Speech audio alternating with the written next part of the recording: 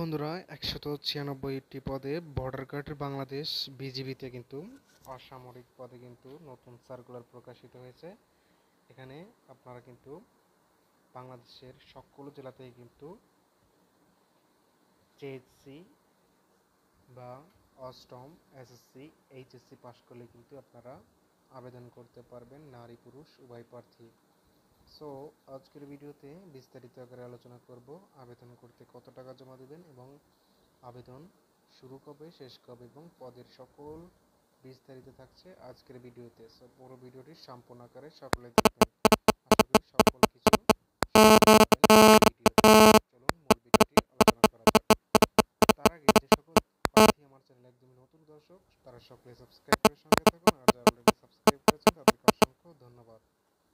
So viewers, এটা দেখতে পাচ্ছেন প্রথমে যে পদটি দেওয়া আছে ইমাম নেওয়া হবে। এখানে 3 জন ফাজিল পাশ করলে আপনারা আবেদন করতে পারবেন। আছে পরিবার কল্যাণ পরিদর্শক নেওয়া হবে 3 জন, এখানে এসএসসি পাশ করলে আপনারা আবেদন করতে পারবেন। সো নিচের দিকে গেলে দেখতে পাচ্ছেন কমিউনিকেশন টেকনিশিয়ান নেওয়া হবে 5 জন, যেখানে আপনারা ডিপ্লোমা পাশ করলে আবেদন করতে পারবেন। বেতন হবে ৯,৩০০ থেকে ২২,৪৯০ টাকা বেতন। অফিস সহকারী নেওয়া হবে 7 জন, যেখানে আপনারা এইচএসসি সমমান পাশ করলে কিন্তু আপনারা আবেদন করতে পারবেন। সো নিচের দিকে দেখতে পাচ্ছেন ড্রাফটসম্যান দেওয়া আছে 4 জন লোক নিয়োগ দেওয়া হবে। এখানে এসএসসি পাশ করলে আপনারা আবেদন করতে পারবেন। সেই সাথে যানবাহন চালক নেওয়া হবে 1 জন, এসএসসি পাশ করলে আবেদন করতে পারবেন। 7 নম্বর দেওয়া আছে কার্পেন্টার নেওয়া হবে 7 জন, এখানে অষ্টম শ্রেণী পাশ করলে আপনারা আবেদন করতে পারবেন। 8 নম্বর যে পদটি আছে কমিউনিকেশন টেকনিশিয়ান নেওয়া হবে 23 জন, এখানে এইচএসসি পাশ করলে আপনারা আবেদন করতে পারবেন।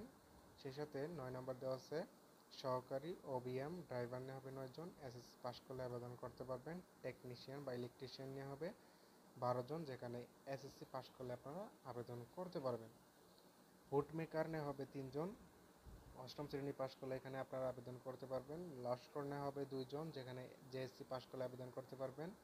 ওয়ার্ড বয় নেওয়া হবে 3 জন, এখানেও অষ্টম শ্রেণী পাশ করলে আবেদন করতে পারবেন। এখানে কাঙ্ক্ষিত একটা পদ দেওয়া আছে অফিস সহায়ক 4 জন লোক নিয়োগ দেওয়া হবে, এখানে অষ্টম শ্রেণী পাশ করলে আবেদন করতে পারবেন। সো এখানে দেখতে পাচ্ছেন এখানে দেওয়া আছে পদের বা শিক্ষা যোগ্যতা বা প্রয়োজনীয় অভিজ্ঞতা দেওয়া আছে। সেই সাথে দেখতে পাচ্ছেন নিচের দিকে গেলে দেখতে পাবেন আয়া নেওয়া হবে 3 জন, এখানে অষ্টম শ্রেণী পাশে আবেদন করতে পারবেন। মালি নেওয়া হবে 2 জন, জেএসসি পাশে আবেদন করতে পারবেন। জেএসসি পাশে মেস ওয়াটার নেওয়া হবে 3 জন, বেতন হবে ৮,২৫০ থেকে ২০,০১০ টাকা বেতন। সেই সাথে বাবুর্চি নেওয়া হবে 80 জন। সো এই সার্কুলারটিতে বাবুর্চি হলো সর্বোচ্চ পদ, যেখানে শুধুমাত্র অষ্টম শ্রেণী পাশ করলে আবেদন করতে পারবেন, তবে আপনার কোনো স্বীকৃত বোর্ড হতে কিন্তু জুনিয়র স্কুল সার্টিফিকেট থাকতে হবে। সেই সাথে সর্বশেষ যে পদটি দেওয়া আছে এখানে দেখতে পাচ্ছেন পরিচ্ছন্নতা কর্মী নেওয়া হবে 22 জন, জেএসসি পাশ করলে আবেদন করতে পারবেন। সো দেখতে পাচ্ছেন নিচের দিকে দেখতে পাচ্ছেন প্রার্থীর বয়স 18 থেকে 30 বছর হলে কিন্তু আপনারা আবেদন করতে পারবেন।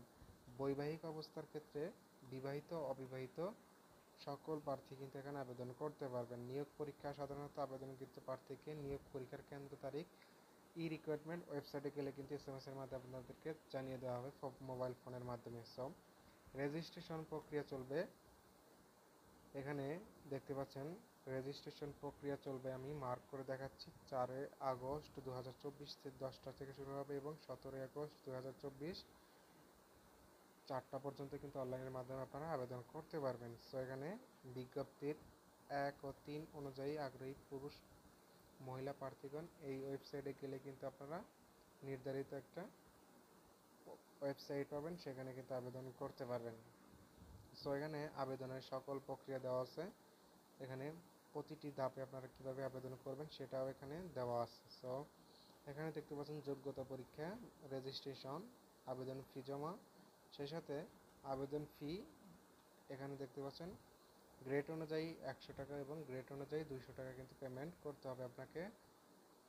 ব্যাংকিং কার্ড এবং মোবাইল ব্যাংকিংয়ের মাধ্যমে কিন্তু আপনার আবেদনটি বা বিকাশে পেমেন্ট করতে পারবেন। ভিউয়ার্স, এই ছিল আজকের বর্ডার গার্ড বাংলাদেশ অসামরিক পদে চিহ্ন নিয়োগ বিজ্ঞপ্তি দেওয়া হয়েছে, সেটা নিয়ে বিস্তারিত আলোচনা।